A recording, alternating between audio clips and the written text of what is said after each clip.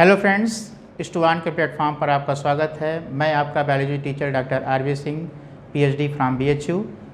बच्चों, मैं पिछले 15 सालों से इस फील्ड में हूं और नीट के बच्चों की तैयारी करा रहा हूं और मुझसे जुड़े अब तक के हज़ारों बच्चे नीट क्रैक कर चुके हैं। तो बेटा, आप भी मुझसे जुड़िए, बायोलॉजी के कठिन से कठिन कॉन्सेप्ट्स को आसानी से समझिए और मैं आपको विश्वास दिलाता हूँ बेटा कि अगली बारी आपकी है। तो बेटा आओ, चलो शुरुआत करते हैं आज की क्लास।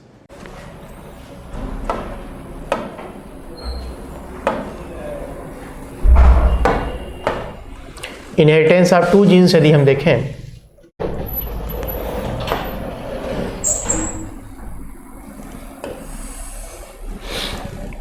तो यहाँ पर जो कि हम दो कैरेक्टर को लेकर क्रॉस कराएंगे, तो इसलिए हम लोग इसको क्या कहते हैं, डाई हाइब्रिड क्रॉस। यहाँ पर हम लोग दो कैरेक्टर को लेकर क्रॉस कराएंगे, इसलिए क्रॉस क्या कहलाएगा, डाई हाइब्रिड क्रॉस कहलाएगा। और डाई हाइब्रिड क्रॉस क्या होता है कि a cross made to study the simultaneous inheritance of two pairs of Mendelian factors. दो फैक्टर को अगर हम के इनहेरिटेंस को अगर एक साथ हम लोग स्टडी करते हैं तो वह क्रॉस क्या कहलाता है, डाई हाइब्रिड क्रॉस कहलाता है। यहाँ पर है भी कि दो जीन के लेकर के इनहेरिटेंस की हम बात कर रहे हैं, तो यहाँ पर दोनों जो जीन हम लोग ले रहे हैं वह क्या है, seed shape and seed colour. Seed shape and seed colour, ये दो हमने लिया। तो सीड शेप के आधार पर वह राउंड होगा या रिंकल्ड होगा, और सीड कलर के आधार पर सीड का कॉटिलेडन किस कलर का हो सकता है, येलो कलर का हो सकता है या ग्रीन कलर का हो सकता है। आप लोगों ने ऐसे सीड देखे होंगे जो कि येलो कलर के होते हैं, राउंड इन शेप होते हैं, और कुछ ऐसे होते हैं जो कि रिंकल्ड होते हैं और ग्रीन इन कलर होते हैं। तो दोनों सीड आप लोगों ने देखा होगा।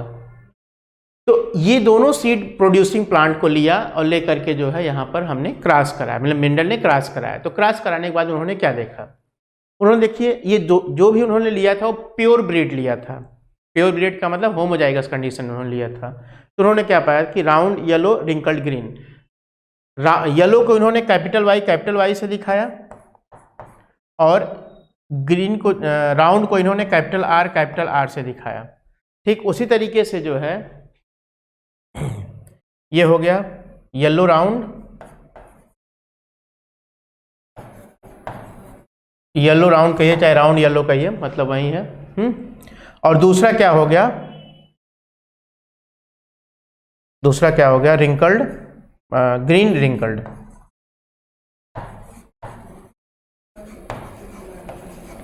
ग्रीन रिंकल्ड, जिसमें जो है ग्रीन को हम लोग स्मॉल वाई और स्मॉल वाई से दिखाया और रिंकल्ड को स्मॉल आर और स्मॉल आर से दिखाया।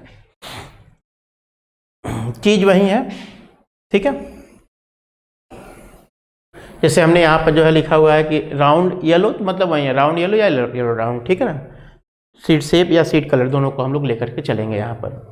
तो यहाँ पर F1 जनरेशन में जो क्रॉस के लिए जो गैमीट बने, तो दोनों गैमीट कैसे थे, कैपिटल, इससे निकलने वाले गैमीट कैसा था, कैपिटल आर कैपिटल वाई था। इससे निकलने वाला भी कैपिटल आर कैपिटल वाई था, sorry small R small Y था। इन दोनों में जब क्रॉस हुआ तो जो रिजल्टेंट मिला वो क्या मिला, capital R capital Y small Y. तो इससे हमें क्या मिला, इससे हमें क्या इंडिकेट हो रहा है, ये बता रहा है कि यह लॉ ऑफ डोमिनेंस को फॉलो कर रहा है। यहाँ पर लॉ ऑफ डोमिनेंस फॉलो हो रहा है, राउंड और येलोनेस डोमिनेंट है इसलिए वो सीड में दिखाई दे रहा है। लेकिन जब इसी को F1 प्रोजेनी को मीन्स राउंड येलो को जब सेल्फ पॉलिनेशन के लिए छोड़ा गया तो नेक्स्ट जनरेशन में आपको क्या रिजल्ट मिला, नेक्स्ट जनरेशन में जो रिजल्ट मिला आपको वह मिला आपको कि 3 तरह के, अगर आप इसको क्रॉस कराते हैं, इसमें 4 तरह के गैमीट बनते हैं, ठीक है। एक गैमीट क्या होता है, कैपिटल आर कैपिटल वाई का, दूसरा capital R small Y capital Y small R का है, तीसरा जो है गैमीट है स्मॉल वाई कैपिटल आर, और ये स्मॉल आर स्मॉल वाई दोनों हैं, ठीक है।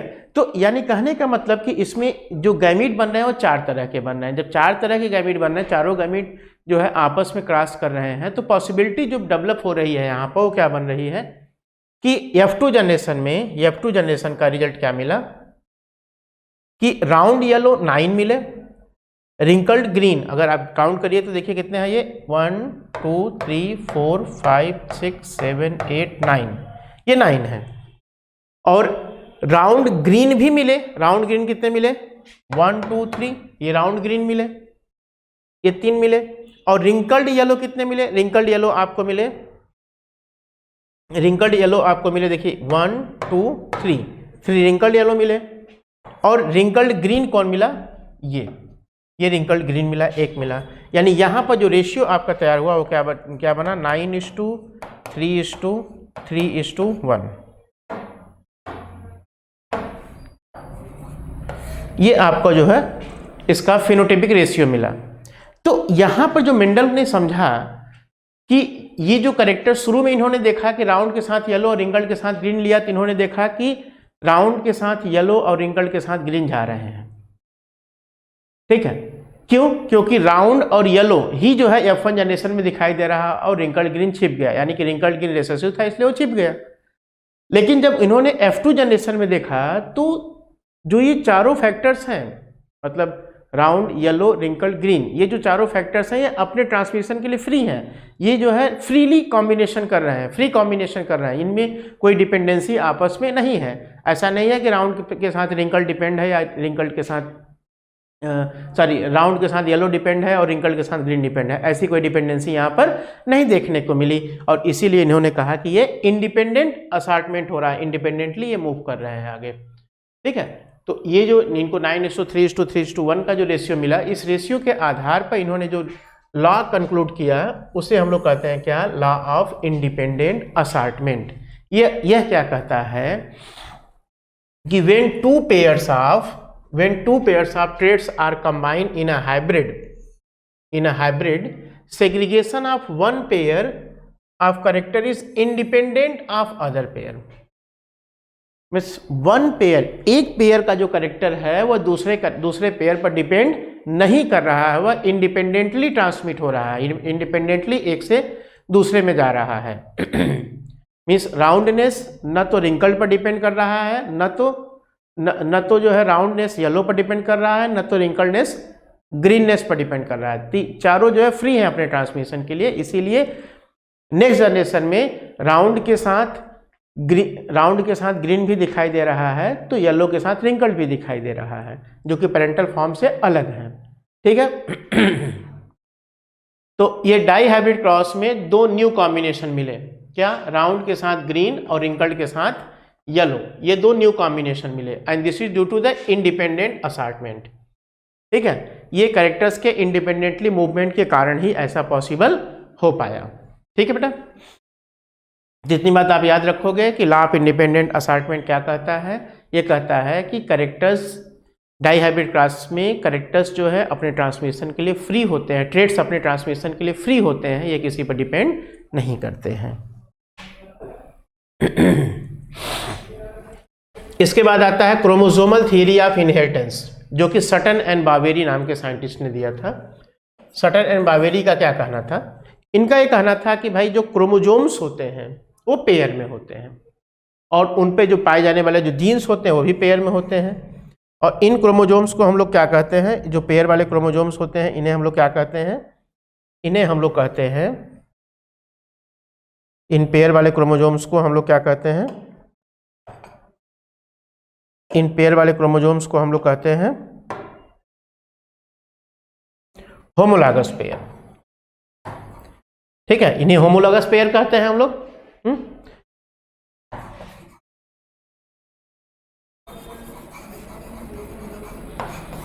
इन्हें हम लोग होमोलॉगस पेयर कहते हैं। और इन क्रोमोसोम पर जो जीन पाए जाते हैं, जीन भी पेयर में ही होते हैं। जैसे मान लीजिए कि कैपिटल टी यहाँ पाया जा रहा है और स्मॉल टी यहाँ पाया जा रहा है, या दोनों कैपिटल टी पाए जा रहे हैं। जब जिस पोजीशन पर जीन पाए जाते हैं उस पोजीशन को हम लोग क्या कहते हैं, लोकस कहते हैं। ये क्या होगा इसका,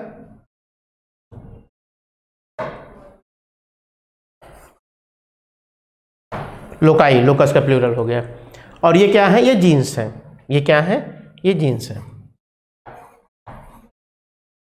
तो यानी जीन्स भी पेयर में होते हैं। तो यही बात इन्होंने कहा, chromosomes as well as genes both occur in pair.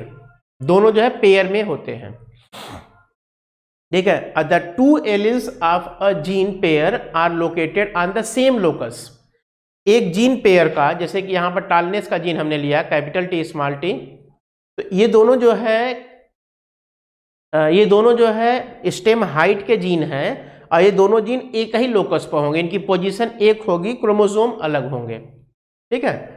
On the same locus of the homologous chromosomes, homologous chromosome के सेम लोकस पर प्रेजेंट होंगे, जैसा यहाँ पर आप देख पा रहे हो, ठीक बेटा। आपने क्या देखा कि जीन और क्रोमोसोम दोनों पेयर में होते हैं, उस पेयर को होमोलॉगस पेयर आप क्रोमोसोम कहते हैं, और उस होमोलॉगस पेयर ऑफ क्रोमोसोम पर जो जीन होते हैं, एक कैरेक्टर के जीन एक ही लोकस पर पाए जाते हैं। फॉर एग्जांपल यहाँ पर हमने स्टेम हाइट का लिया और हाइट के लिए हमने कैपिटल टी और स्मॉल टी दोनों एलील लिए, दोनों एलील जो है सेम लोकस पर लेकिन अलग अलग क्रोमोसोम पर पाए जा रहे हैं। हो सकता है दोनों कैपिटल टी हो जाए, हो सकता है दोनों स्मॉल टी हो जाए, लेकिन दोनों जो है वह सेम लोकस पर पाए जाएंगे, ठीक है। और pairing and separation of chromosomes would lead to the segregation of pair of factors they carried। इनमें पेयरिंग और सेग्रीगेशन जो होता है, यानी गैमीट फॉर्मेशन के दौरान ये काम होता है। इनमें पेयरिंग और सेग्रीगेशन ये दोनों काम जो है कहाँ पर होता है, गैमीट फॉर्मेशन के प्रोसेस के दौरान होता है, और इसके कारण ही, पेयरिंग एंड सेपरेशन के कारण ही ये कैरेक्टर्स जो है, मीन्स फैक्टर्स जो है या जीन जो है वो सेपरेट होते हैं, सेग्रीगेट होते हैं, अलग होते हैं, इनमें अलगाव होता है, ठीक है। और इसी कारण से जो जीन होता है, जो गैमीट होता है, उस गैमीट में सिंगल सेट ऑफ क्रोमोसोम पाया जाता है। अगर इसमें हम देखें जो गैमीट बनेंगे तो गैमीट्स में सिंगल सेट ऑफ क्रोमोसोम पाया जाएगा।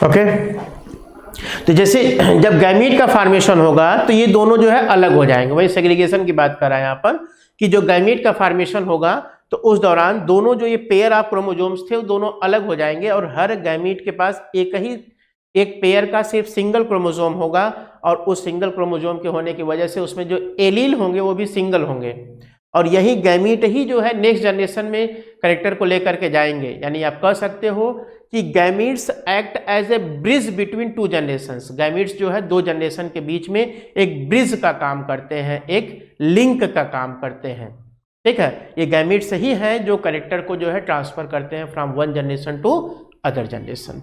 तो कॉन्सेप्ट क्लियर हो रहा है बेटा। पहली बात क्या इसमें हुआ कि क्रोमोसोम्स एंड जीन्स पेयर में होते हैं। क्रोमोसोम पर जीन्स जहाँ पर प्रेजेंट होता है उसे हम लोग लोकस कहते हैं, और एक कैरेक्टर के जीन एक ही लोकस पर पाए जाते हैं।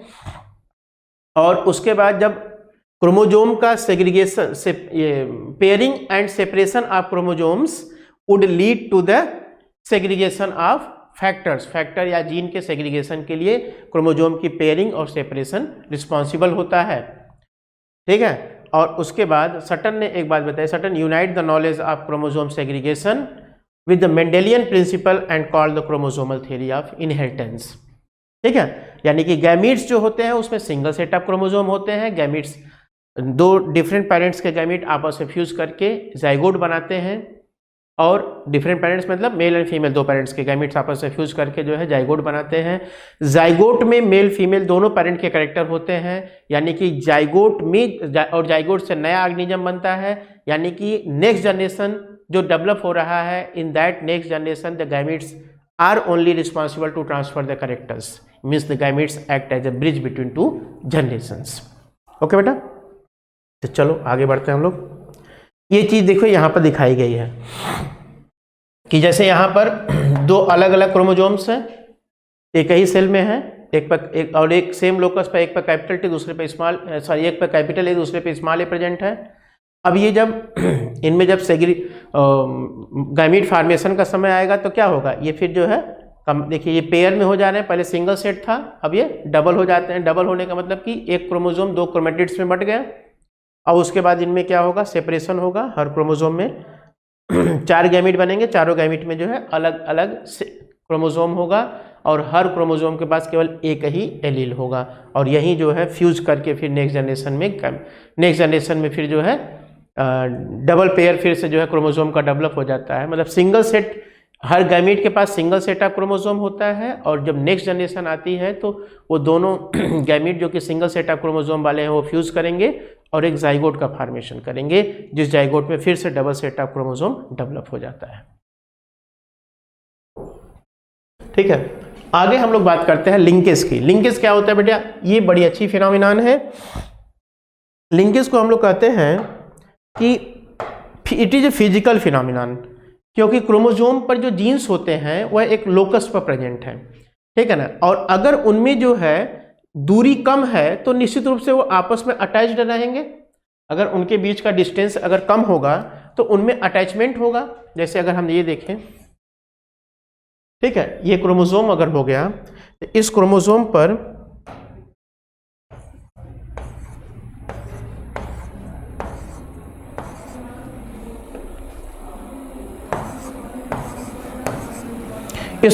पर अगर हम देखें तो यहां पर अगर हम देखें तो सपोज करिए ये ए हो गया, यह बी हो गया, ये सी हो गया, यह डी हो गया, ये ई हो गया, ये एफ हो गया, ये जी हो गया, ये एच हो गया। जैसे A B C D E F G H, इतने सारे जो है इसमें जीन्स प्रेजेंट है। तो दो जीन के बीच में अगर जैसे ए और बी के बीच में जो है डिस्टेंस कम है लेकिन बी और सी के बीच में डिस्टेंस अधिक है, जैसे ए और बी के बीच में डिस्टेंस कम है लेकिन बी और सी के बीच में डिस्टेंस अधिक है, तो लिंकेज जो है इन दोनों के बीच में अधिक होगा। लिंकेज ए और बी के बीच में अधिक होगा, न कि बी और सी के बीच में होगा, क्योंकि बी और सी के बीच में जो है डिस्टेंस अधिक हो गया। जब डिस्टेंस बढ़ेगा तो लिंकेज घटेगा, डिस्टेंस बढ़ेगा तो लिंकेज घटेगा, उनके जो है आपस में अलग होने के चांसेस बढ़ जाएंगे।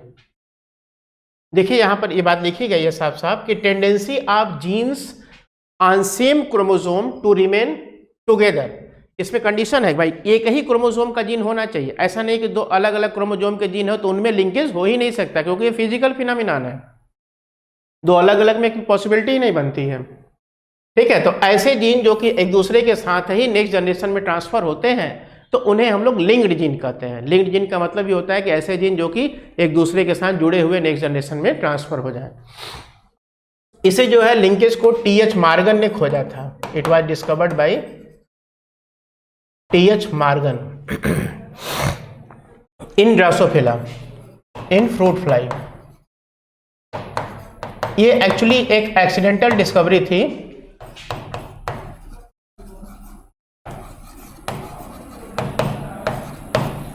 एक एक्सीडेंटल डिस्कवरी थी एक्चुअली। ये भी जो है मेंडल के डाई हाइब्रिड क्रॉस को लेकर के जो है एक्सपेरिमेंट कर रहे थे।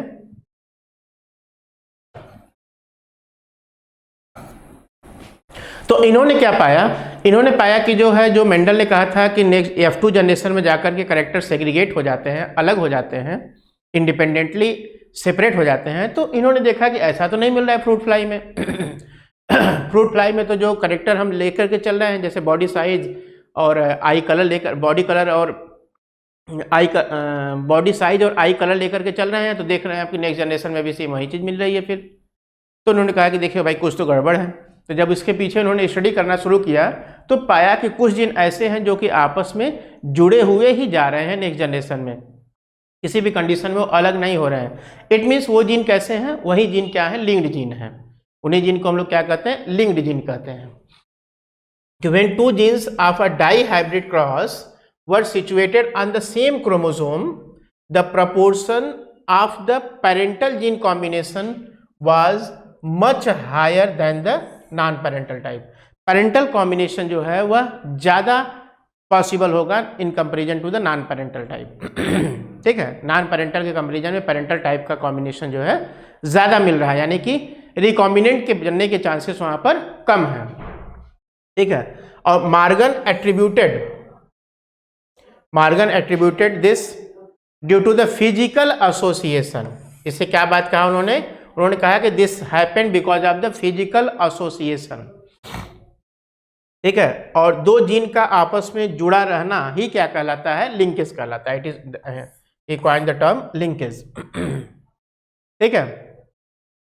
और ये generation of non parental gene combination during dihybrid cross is called as recombination. देखो होता क्या है कि जब जो है नॉन पेरेंटल कॉम्बिनेशन अगर डेवलप हो जाए तो उसे हम लोग क्या कहते हैं, रिकॉम्बिनेशन कहते हैं। जैसे आपने देखा था अभी पिछले क्लास में डाई हाइब्रिड क्रॉस में कि राउंड के साथ येलो, रिंकल्ड के साथ ग्रीन, ये तो पेरेंटल कॉम्बिनेशन थे, लेकिन राउंड के साथ ग्रीन और रिंकल्ड के साथ येलो, ये क्या है, यह एक नॉन पेरेंटल कॉम्बिनेशन है, यह एक न्यू कॉम्बिनेशन है, इसलिए इसको हम लोग एक रिकॉम्बिनेंट के नाम से, रिकॉम्बिनेशन के नाम से हम लोग जान सकते हैं। ठीक है, when genes are located on the same chromosome they are tightly linked and show the very low recombination. अगर जो है दो जीन के बीच में अगर डिस्टेंस बहुत कम है, दोनों एकदम एक दूसरे से करीब करीब जुड़े हुए हैं, तो उनमें रिकॉम्बिनेशन के चांसेस बहुत ही कम होते हैं। वो जहां कहीं भी जाएंगे दोनों साथ साथ ही जुड़े हुए जाएंगे। जैसे आप यहां पर देख पा रहे हो, जैसे देखिए आप यहां पर जीन ए, जीन बी और ये सी, ये दोनों जो है क्या है, स्मॉल हैं, जबकि ये कैपिटल है। दो यहां पर जो है लिए गए, ठीक है। और दूसरा जो है एक, जैसे ये फादर हो गया और ये मदर का हो गया, दोनों में जो है देखा गया तो जैसे फादर वाले पर मान लीजिए पी वाले पर जो है क्या है, स्मॉल ए, स्मॉल बी और स्मॉल सी, और सेम लोकस पर एम वाले पे क्या है, कैपिटल ए, कैपिटल बी और कैपिटल सी।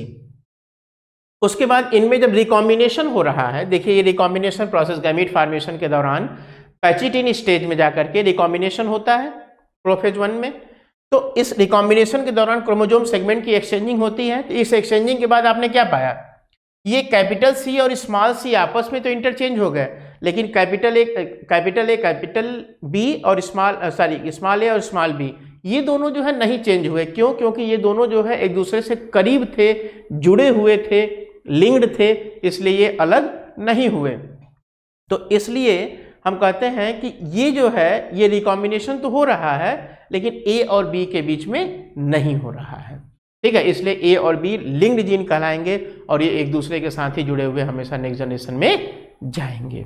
ठीक बेटा, बात समझ आई? तो लिंक्ड जीन क्या होते हैं, ये आपस में जुड़े हुए होते हैं, ठीक है, फिजिकली लिंक्ड होते हैं और एक जनरेशन से दूसरे जनरेशन में साथ साथ ही जाते हैं, ये अलग नहीं होते हैं, ठीक है। रिकॉम्बिनेशन में भी ये अलग नहीं होते हैं। इसके बाद कहा गया कि टू होमोलॉगस क्रोमोसोम्स, जैसे अब पिछला वाला अभी हम जो एक्सप्लेनेशन आपने को लिखा उसमें आपने क्या लिखा कि टू होमोलॉगस क्रोमोसोम, जिसमें जो है एक ब्लू पैरेंटल था और ऑरेंज, ब्लू पैटर्नल था और ऑरेंज जो है मैटरनल था। उसमें दो कलर थे, ब्लू पैटर्नल क्रोमोसोम था और मतलब फादर क्रोमोसोम था वो, और ऑरेंज वाला क्या था, मैटरनल क्रोमोसोम था। उस पर 3 जीन थे। 3 जीन क्या थे, ए, बी और सी, दोनों के डोमिनेंट और रिसेसिव फॉर्म दोनों प्रेजेंट थे। आपने देखा कि मैटरनल वाले पर डोमिनेंट एलील थे और पैटर्नल वाले पर रिसेसिव एलील थे। क्रॉसिंग ओवर के बाद आपने देखा मियोसिस हुई, कियाजमेटा फॉर्मेशन हुआ। यहाँ पर देखिए कियाजमेटा फॉर्मेशन हुआ ये, ठीक है। कियाजमेटा फॉर्मेशन के बाद क्या हुआ कि कियाजमेटा फॉर्मेशन के बाद 2 alleles and their linked genes have switched location via recombination, ठीक है। रिकॉम्बिनेशन द्वारा अपने लोकेशन को चेंज किए and 4 additional alleles and their associated, 2 gene मतलब कि जो कैपिटल सी और स्मॉल सी थे उनमें तो इंटरचेंजिंग हुई, लेकिन बाकी जो 4 जो एडिशनल एलील थे, मतलब means capital A, small A, capital B और स्मॉल बी, उनमें एक्सचेंजिंग नहीं हुई। यानी कहने का मतलब क्या कि वे क्या थे, वो लिंक्ड थे कैपिटल ए कैपिटल बी के साथ और स्मॉल ए स्मॉल बी के साथ वो लिंक्ड था, इसलिए उसमें कोई जो है चेंज नहीं हुआ, ठीक है। तो recombined haploid chromosome segregate separately during meiosis as gamete before fertilization. ठीक है, यानी कहने का मतलब यहां क्या कर रहा है कि recombined haploid chromosomes segregate separately. ठीक है, रिकम्बाइंड हैप्लॉइड क्रोमोजोम्स जो है सेग्रीगेट करेंगे, अलग अलग हो जाएंगे, अलग अलग हो जाएंगे during the meiosis as the gamete before fertilisation. Meiosis में क्या होता है, गैमीट फॉर्मेशन होता है during the before the fertilisation से पहले ही जो है वो कैरेक्टर्स जो है वो जो जीन्स होंगे वो क्रोमोजोम्स के साथ साथ वो भी जो है अलग हो जाएंगे। फिर उसके बाद क्या होता है कि sample recombination frequency between the gene demonstrate higher rate of frequency for the gene further part. Actually इसमें क्या होता है, रिकॉम्बिनेशन अगर फ्रीक्वेंसी अगर हमें निकालना हो तो सिंपल हम निकाल सकते हैं कि number of recombinant upon total number of recombination. Frequency अगर निकालना हो तो रिकॉम्बिनेशन का मतलब क्या होता है, क्रोमोजोम सेगमेंट का एक्सचेंजिंग के बाद जो नया कॉम्बिनेशन तैयार होता है दैट इज द रिकॉम्बिनेशन। और रिकॉम्बिनेशन प्रोसेस कहाँ होता है, this takes place in the prophase 1 of meiosis 1, specially prophase 1 में किस स्टेज में, पैचिटिन स्टेज में।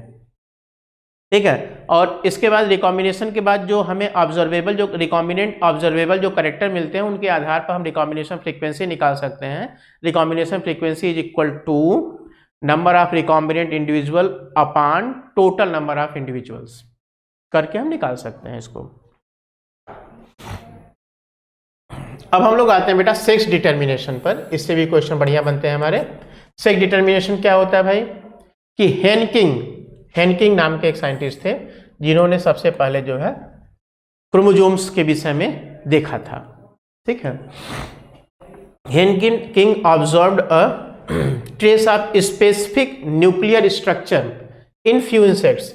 एक्चुअली ये इंसेक्ट्स के अंदर गैमीटोजेनेसिस के विषय में स्टडी कर रहे थे, तो इन्होंने पाया कि इंसेक्ट्स के अंदर क्या होता है कि इस इंसेक्ट्स के अंदर कुछ इंसेक्ट ऐसे हैं, इन्होंने पाया कि कुछ इंसेक्ट्स ऐसे होते हैं जिनके स्पर्म्स में एक पर्टिकुलर जो है क्रोमोसोम है, और कुछ ऐसे हैं और 50% स्पर्म्स ऐसे हैं जिनमें वो नहीं है।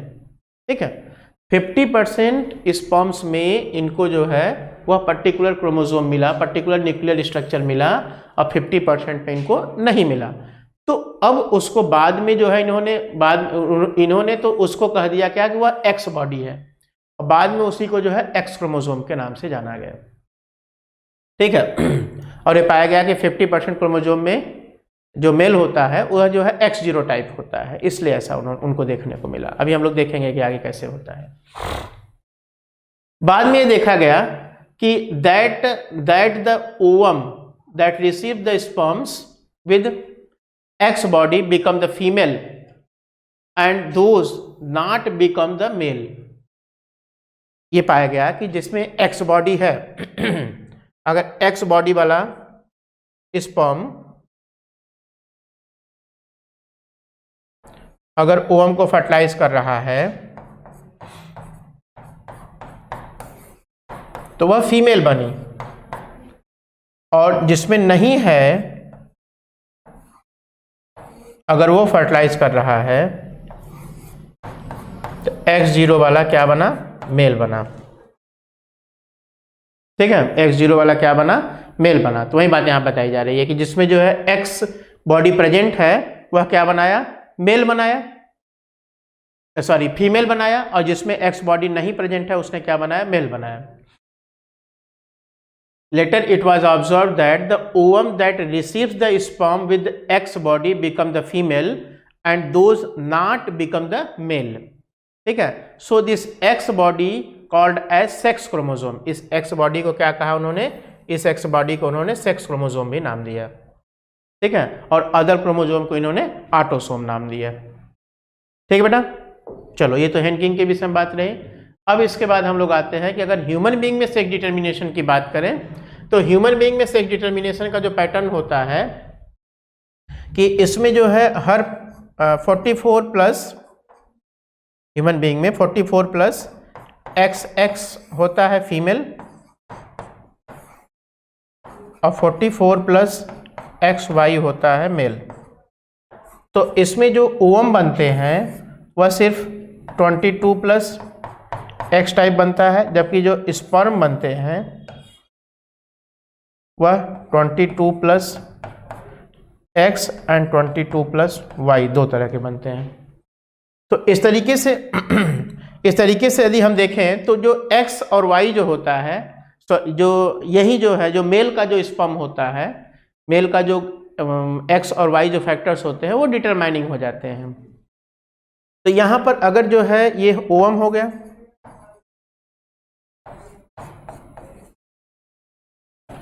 और ये स्पर्म हो गया, तो अगर जो है ओवम के साथ 22 प्लस X वाले ओवम के साथ अगर Y वाला स्पर्म फर्टिलाइज किया तब ये बन जाएगा 44 प्लस XY यानी मेल, और ठीक उसी तरीके से 22 प्लस X वाले के साथ अगर X वाला स्पर्म फर्टिलाइज किया तो ये बन जाएगा 44 प्लस XX, और ये बन जाएगा क्या, फीमेल चाइल्ड। यानी कहने का मतलब कि in both types of sex determination male produces two different types of gametes इधर विद और विदाउट द एक्स क्रोमोसोम। अभी मैं दिखाता हूँ एक। अच्छा, अगर आप देखोगे ड्रासोफिला में, ड्रासोफिला एक इंसेक्ट है, ठीक है ना। ह्यूमन बीइंग में तो XY टाइप होता है, जबकि ड्रासोफिला में क्या होता है, X0 टाइप होता है। तो इन दोनों में क्या होता है, मेल हेट्रोगैमिटी होती है। ये जो केस यहाँ पर जो आप लोग देख रहे हो, क्या देख रहे हो, मेल हेट्रोगैमिटी।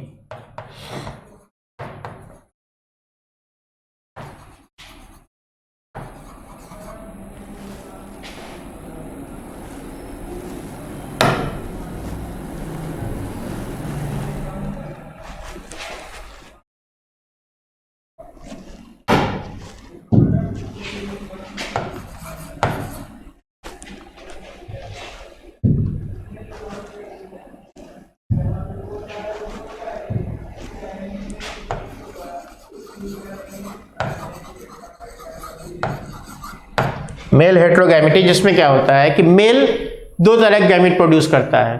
तो पहला केस जो आप देख रहे हो ह्यूमन बीइंग वाले में, तो इसमें तो जो है मेल XY टाइप हो गया, जबकि फीमेल क्या होगी, वह XX टाइप होगी। यानी इसमें स्पर्म और X और Y दो तरह के बनेंगे, जबकि ओवम जो है सिर्फ एक तरह का बनेगा। ठीक है, तो ये केस आपको समझ में आया। और इसमें जो है अगर आप देखोगे तो अगर X टाइप स्पर्म ओवम के साथ अगर जो है Y टाइप स्पर्म फ्यूज करता है, तब ये जो है मेल जाइगोट जो बनेगा वो मेल मेंबर बनाएगा, और वहीं पर जो है अगर X टाइप का स्पर्म अगर ओवम के साथ फ्यूज करता है तब वो फीमेल बनाएगा। ठीक है, अब हम लोग देखते हैं आगे कि इसके केस में क्या होता है, ड्रासोफिला के केस में क्या होता है। अगर ड्रासोफिला का केस देखें तो उसमें जो है मेल जो होगा वह ऑटोसोम प्लस X0, ठीक है।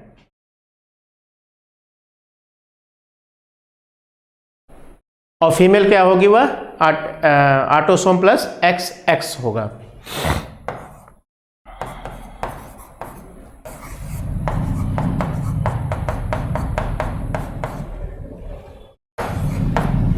ठीक है, उसी तरीके से अगर हम देखें बर्ड्स में जो सेक्स डिटर्मिनेशन टाइप है, उसमें क्या होता है कि यहां पर फीमेल हेट्रोगैमिटी हो जाती है। यहां पर फीमेल हेट्रोगैमिटी हो जाती है। बर्ड जो है, बर्ड्स में अगर आप देखिए तो यहां पर मेल जो है वह ZZ होता है, जबकि फीमेल जो है ZW हो जाती है। यानी कि ये फीमेल जो है हेट्रोगैमिटी हो जाएगी। यहां पे क्या होगा, फीमेल हेट्रोगैमिटी होगी।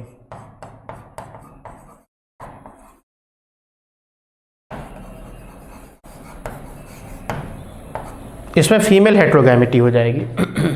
फीमेल में जो है दो तरह के गैमीट बनेंगे। इसमें जो एग प्रोड्यूस होगा, इस फीमेल से जो एग प्रोड्यूस होगा वह या तो जो है Z टाइप होगा या तो जो है W टाइप होगा, जबकि इससे जो स्पर्म प्रोड्यूस होगा वह सिर्फ Z टाइप होगा। ठीक है। तो यहाँ पर जो है अगर ये स्पर्म इस जेड टाइप ओवम के साथ फ्यूज करेगा तब तो ये मेल बनाएगा, लेकिन अगर डब्ल्यू टाइप ओवम के साथ फ्यूज कर जाएगा तब क्या बनाएगा, फीमेल बनाएगा। ठीक है।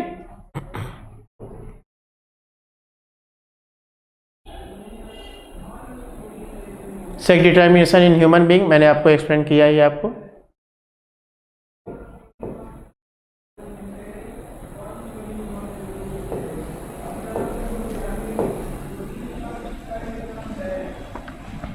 ह्यूमन बीइंग में अगर सेक्स डिटर्मिनेशन देखना है तो ये बेस्ट एग्जांपल है, बेस्ट चार्ट है ये। यहाँ पर जो है सारे क्रोमोसोम टिल 22 सबका सेम होते हैं, बस 23rd में जाकर के मेल और फीमेल का अलग हो जाता है। अगर मेल है तो उसमें ये X और Y होगा, अगर फीमेल है तो उसमें दोनों X होंगे। ओवम दो तरह का हो गया, एक ही तरह का होगा X टाइप ओनली, और स्पर्म दो तरह का X और Y दोनों। ठीक है ना। तो अगर X और Y मतलब X स्पर्म X ओवम के साथ फ्यूज करेगा तब फीमेल, और Y स्पर्म अगर ओवम के साथ फ्यूज करेगा तब मेल जाइगोट बने, मेल मेंबर बनेगा। अब हम लोग देखते हैं बेटा म्यूटेशन। म्यूटेशन क्या होता है? It is a phenomenon. ये म्यूटेशन को हम लोग कहते हैं कि change in the gene, sudden change in the characters. किसी भी ऑर्गेनिज्म या पॉपुलेशन में कोई भी होने वाला जो सडन चेंज है, सडन चेंज की वजह से जो नए कैरेक्टर डेवलप हो जाते हैं वो क्या होता है, म्यूटेशन होता है। जो नए कैरेक्टर डेवलप हो जाते हैं उसे हम लोग क्या कहते हैं बेटा, म्यूटेशन कहते हैं। And this mutation occurs because of the alteration of DNA. DNA में अल्टरेशन होने से, डीएनए में चेंज होने से, डीएनए सीक्वेंस में चेंज होने की वजह से जो है म्यूटेशन होता है। जैसे फॉर एग्जांपल अगर हम देखें यहाँ पर तो ये देखिए, ये जो है आपका ये ओरिजिनल कंडीशन है। यह जो है एक डीएनए दिखाया गया है, जिस डीएनए में देखिए क्या है, यह X, यहाँ पर जो है ये दो अलग अलग तरह के जो है न्यूक्लियोटाइड्स हैं। ठीक है। और इनकी जो पेयरिंग हो रही है उस पेयरिंग में जो है अगर यह यहाँ पर लग रहा है तब तो ये करेक्ट है, लेकिन इसकी जगह पर जो है देखिए जो ग्रीन स्टैंड है, मान लीजिए अगर ये कोई भी तरह का न्यूक्लियोटाइड, मान लीजिए कि थायमिन ही है, तो थायमिन की जगह पर अगर सपोज के लिए कि यहाँ पर जो है ये सपोज के लिए कि ये एडेनिन ग्वाइनिन, ये यहाँ से देखिए मान लीजिए कि यह एडेनिन हो गया, यह एडेनिन हो गया। ठीक है। और यह एडेनिन हो गया सपोज करिए, और यह थायमिन हो गया। तो एडेनिन और थायमिन को अपोजिट में लगना चाहिए था, लेकिन थायमिन की जगह मान लीजिए कि यहाँ पर साइटोसिन लगा दिया गया, तो क्या होगा कि चेंज हो जाएगा सीक्वेंस में, और सीक्वेंस में चेंज होने की वजह से जो प्रोटीन बनेगा वो प्रोटीन भी अलग हो जाएगा, तो करेक्टर जो बनेंगे वो करेक्टर भी अलग हो जाएंगे। तो इसी को हम लोग क्या कहते हैं, mutation. Change in the character is known as what, change in the gene, and because of that change in gene the change in character is the mutation. ठीक है। Mutation arise due to change in single base of DNA is called as the point mutation. अगर single base में अगर से change होता है तो उसे हम लोग क्या कहते हैं बेटा, पॉइंट म्यूटेशन कहते हैं। इसका बेस्ट एग्जांपल बनता है सिकल सेल एनीमिया। ठीक है। इसके अलावा एक चेंज की और पॉसिबिलिटी होती है जिसमें पूरा फ्रेम ही शिफ्ट हो जाता है। ठीक है। तो जिसमें अगर हम जो है फ्रेम शिफ्ट की बात करें तो जिसमें जो है पूरा फ्रेम ही शिफ्ट हो जाता है, तो इसमें जैसे देखिए अगर हम यहाँ पर जो है चेंज हो रहा है तो इस चेंज के कारण जो है पूरा देख रहे हैं प्रोटीन सीक्वेंस ही बदल जा रहा है। एक चेंज के कारण बस पूरा प्रोटीन सीक्वेंस बदल जा रहा है। तो यह क्या होता है, यह एक चेंज के कारण जो है प्रोटीन में पूरा सीक्वेंस में चेंज आता है, तो इसे हम लोग क्या कहते हैं, म्यूटेशन कहते हैं। ठीक बेटा। चलो आगे हम लोग देखते हैं, जैसे सिकल सेल एनीमिया का ही केस यहाँ पर लिया गया। तो इसमें होता क्या है कि सिकल सेल एनीमिया में म्यूटेशन के कारण, बस इसमें सिंपल म्यूटेशन हुआ है, पॉइंट म्यूटेशन हुआ है, जिसमें क्या हुआ है कि यहाँ पर पहले क्या था, एडेनिन था। एडेनिन को जो है रिप्लेस कर दिया किसने, थायमिन ने रिप्लेस कर दिया। एडेनिन यहाँ पर था तो उस कंडीशन पे जो एडेनिन यहाँ पर होने की वजह से इसका जो अपोजिट बनता था, ठीक है, वो क्या बनता था, सीटीसी बनता था। और इस सीटीसी से जो आरएनए बनता था वो जीएजी आरएनए बनता था, जिससे वो 6th पोजीशन पर जो है ग्लूटामिक एसिड को ऐड करता था, जिससे एक नॉर्मल हीमोग्लोबिन का फॉर्मेशन होता था। लेकिन अब क्या हुआ कि यहाँ पर पॉइंट म्यूटेशन हुआ, एडेनिन की जगह पर थायमिन ऐड हो गया, एडेनिन की जगह पर थायमिन ऐड कर दिया गया। ठीक है, ये पॉइंट म्यूटेशन हो गया। और थायमिन ऐड होने के कारण अब यहाँ पर जो है इसके अपोजिट में क्या लग गया, एडनिन लग गया। तो जहाँ पर थायमिन था वहाँ पोजीशन किसने ले लिया, एडनिन ले लिया। तो अब एडनिन लेने के कारण जो इसका आरएनए बना वो आरएनए क्या बना, जीयूजी बना। और जीयूजी आरएनए के सामने जीयूजी आरएनए जो है वह किसके लिए कोडेड है, वैलिन के लिए कोडेड है। तो छठे पोजीशन पर, 6 पोजीशन पर अब क्या लग गया, वैलिन लग गया। वैलिन लगने के कारण अब जो है डीएनए सीक्वेंस में चेंज आ गया, प्रोटीन में चेंज आ गया, जिस प्रोटीन के कारण जो अब जो हमारा आरबीसी बन रहा है वो आरबीसी कैसा बन रहा है, सीकल सेल बन रहा है। इस तरीके का आरबीसी बन रहा है, जो आरबीसी जो है हमारे लिए मतलब जिसमें ऑक्सीजन कैरिंग कैपेसिटी नहीं होती है और पेशेंट जो है एनीमिया का शिकार हो जाता है, ब्लड की कमी का शिकार हो जाता है, ऑक्सीजन डेफिशिएंसी का शिकार रहता है, जिससे हम लोग कहते हैं सीकल सेल एनीमिया कहते हैं।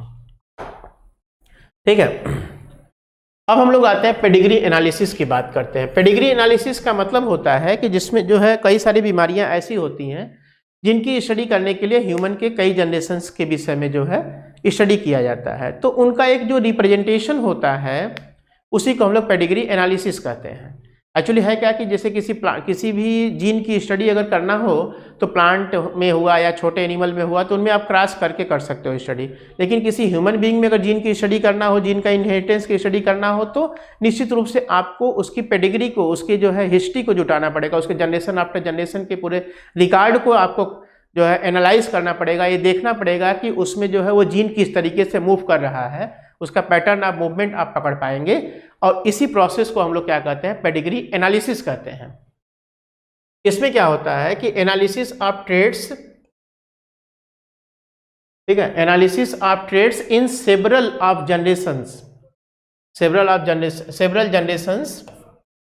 generations of a family is called the pedigree analysis, and the inheritance of a particular trait is represented in family tree में इसको रिप्रेजेंट करते हैं ओवर सेवरल जनरेशंस। और it is used to trace the inheritance of particular trait के inheritance को ये study करने में ये हमें हेल्प करता है। जैसे कि यहाँ पर देखिए आप, जैसे ये मेल हो गया, ये फीमेल, ये मेल हो गया, बॉक्स वाला मेल होता है, सर्कल वाला फीमेल होता है। ये फीमेल हो गया और ये मेल हो गया, ये मदर और फादर, इन दोनों के बीच में क्रॉस हो रहा है, ये मेटिंग का सिंबल होता है। दोनों के बीच में जो लाइन ऐड कर रहा है वो मेटिंग है। तो इसमें जो जनरेशंस में जो मेंबर आपको दिखाई दे रहे हैं, तो जैसे ये क्या है, ये डॉटर है, ये क्या है, ये एक जो है सन है, ये भी एक डॉटर है। लेकिन इस डॉटर को देखिए ये कलर कर दिया गया है। कलर क्यों कर दिया गया, क्योंकि ये अफेक्टेड है। कलर हम तभी करते हैं जबकि मेंबर अफेक्टेड हो, उसमें जो है वो कैरेक्टर दिख रहा हो, चाहे वो बीमारी के रूप में चाहे किसी दूसरे रूप में। ठीक है, आगे आता है कि मेंडेलियन डिसऑर्डर्स की यदि हम बात करें तो इसमें कई डिसऑर्डर्स आते हैं। जैसे पहला डिसऑर्डर आपका है हीमोफीलिया। हीमोफीलिया एक, इसको ब्लीडर्स डिजीज के नाम से भी जानते हैं, इसे जो है ब्लीडर्स डिजीज के नाम से जानते हैं।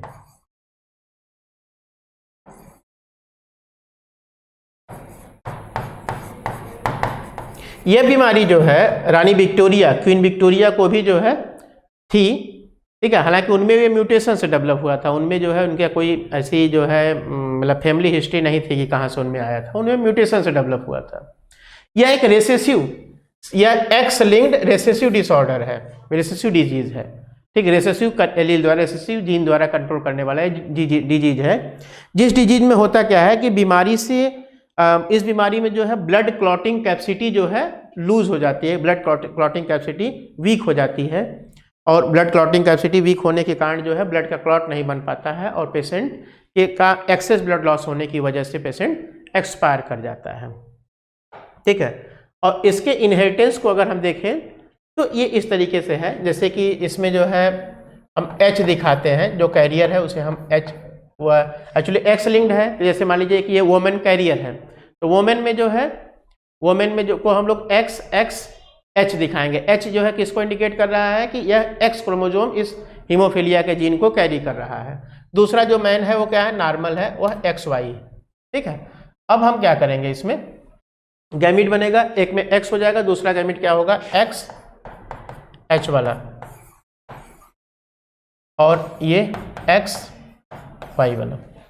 तो इनके बीच में जब क्रॉस होगा तो जो मेंबर बनेंगे वो मेंबर क्या होंगे कि जो गर्ल्स होंगी, गर्ल्स कैरियर होंगी, और 50% जो है इसमें जो गर्ल्स बनेंगी मतलब जो डॉटर्स होंगी, डॉटर्स में 50% डॉटर्स जो है नॉर्मल होंगी, 50% हीमोफिलिक होंगी, और हीमोफिलिया की कैरियर होंगी, और जो मेल होगा उसमें जो है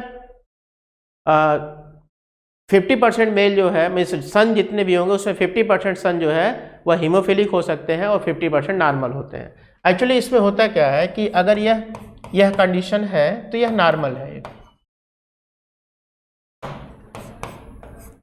अगर यह कंडीशन है तो यह कैरियर हुई, अगर यह कंडीशन है तो यह नॉर्मल है।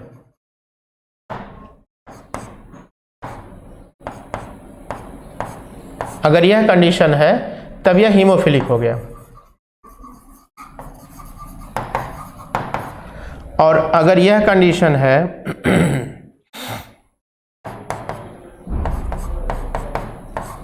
तब यह हीमोफिलिक होता है। लेकिन यह कंडीशन बहुत ही रेयर होता है, यह कंडीशन रेयर होता है। क्यों? यह क्वेश्चन पूछता है कि ये फीमेल जो है हीमोफिलिक होने के चांसेस बहुत कम होता है। क्यों? तो फीमेल के हीमोफिलिक होने के चांसेस इसलिए कम होते हैं बेटा, क्योंकि to be the female hemophilic, female को हीमोफिलिक बनाने के लिए मेल को जो है, मतलब इसका मेल जो है, मतलब फादर इसका जो है कैरियर, मतलब हीमोफिलिक होना चाहिए, और मदर एटलीस्ट कैरियर होनी चाहिए। लेकिन जो भी हीमोफिलिक मेंबर होते हैं वह लाइफ के लेट ईयर स्टेज में सर्वाइव नहीं करते हैं, मर जाते हैं, ठीक है ना। इसीलिए इस फीमेल के हीमोफिलिक होने के चांसेस बहुत कम होते हैं। दूसरा आता है सिकल सेल एनीमिया। जैसा मैंने अभी आपको बताया कि यह एक ऑटोसोम लिंक्ड रिसेसिव ट्रेट होता है, जिस ट्रेट में क्या होता है कि पॉइंट म्यूटेशन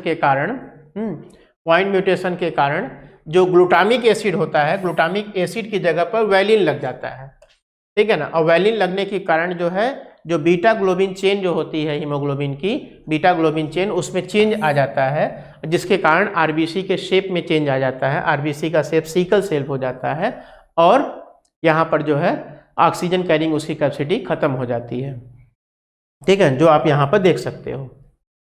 और इसका इनहेरिटेंस यदि हम देखें तो देखिए, यह HbA अगर है, HbA,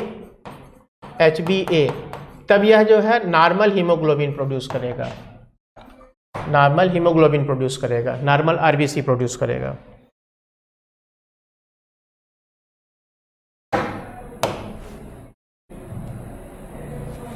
यह नॉर्मल आरबीसी प्रोड्यूस करेगा।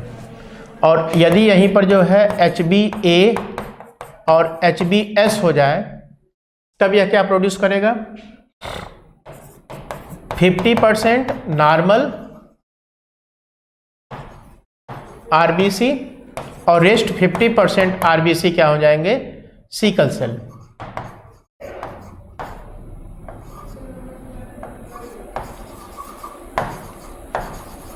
सिकल सेल आरबीसी प्रोड्यूस करेगा। और अगर ये HbS हो जाए तो वह 100% sickle cell, 100% sickle cell RBC produce करेगा।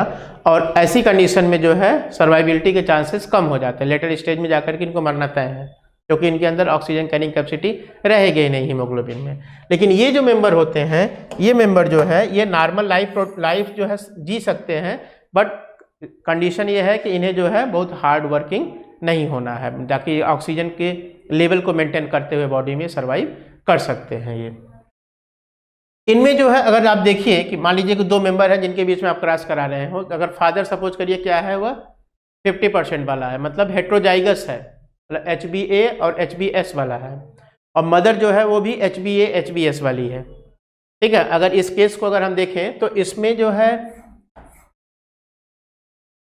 25% चांस होता है कि जो बच्चे 25% बच्चे जो होंगे वो कैसे होंगे? नॉर्मल होंगे। 25 और 50% बच्चे क्या हो सकते हैं? ये 50%, ये दोनों बच्चे जो है ये कैसे हो सकते हैं? ये हेट्रोजाइगस हो सकते हैं। और ये जो है 100% हीमोफिलिक का केस बनेगा, 100% सिकल सेल एनीमिया का केस बनेगा। तो इसमें जो है सर्वाइबिलिटी के चांस कम होंगे, ये जो है एक नॉर्मल लाइफ जो है जी सकता है विद सम रेस्ट्रिक्शन, और ये तो नॉर्मल होगा, ठीक है। तो इस तरीके से आप इसका भी एक जो है आइडिया रखिए दिमाग में कैसे इसका इनहेरिटेंस होता है। अब हम बात करते हैं फिनाइल कीटोन्यूरिया की।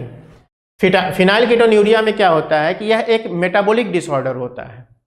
फिनाइल कीटोन्यूरिया ये क्या है कि inborn error of metabolic disorder है ये, ठीक है। इसमें क्या होता है कि फिनाइल एलेनिन को टायरोसिन में बदलने वाला जो एंजाइम होता है वही नहीं बनता है।